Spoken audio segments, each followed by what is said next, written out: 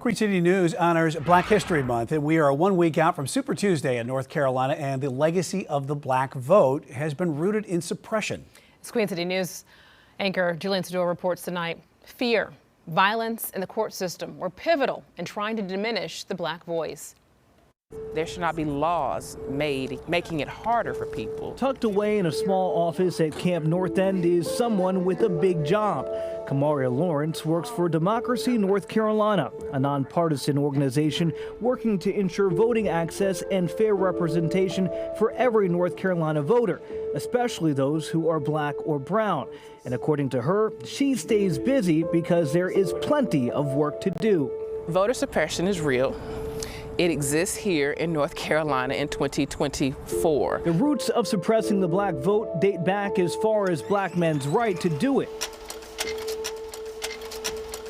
In North Carolina, literacy tests were once used, knowing a majority of blacks at the time couldn't read. As for whites, they were grandfathered in as long as a relative had voted in an election prior to 1863, before the end of the Civil War.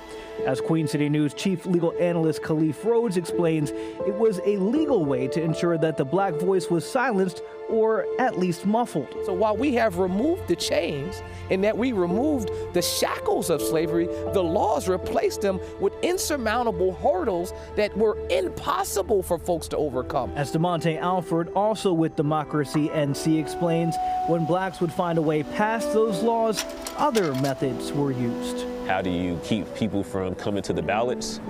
You beat them, you kill them. What was once voter suppression by fear and Jim Crow era laws have now been replaced by what some call their modern day equivalents, such as a new voter ID law in North Carolina. A report from the University of Maryland found black and brown people were about twice as likely not to have an ID as their white counterparts. And even though free IDs are available at the Board of Elections, Lawrence says black and brown families are less likely to have the time to get there. They're working around the clock.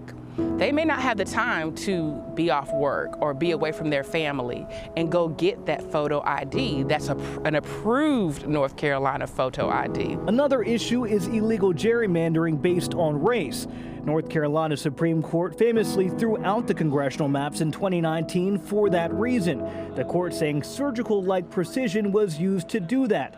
Since then, though, Republicans have taken power of the court and reversed that decision. And now allegations have resurfaced that the same thing is happening. And just off the fact that they still have that ability to put these numbers into a computer and get this algorithm and like specifically target it with like perfection, you know, again, surgical-like precision, that is still scary. As Alford says, the end result of these new practices may be the same as those from the era of Jim Crow, a legal way to suppress the black vote.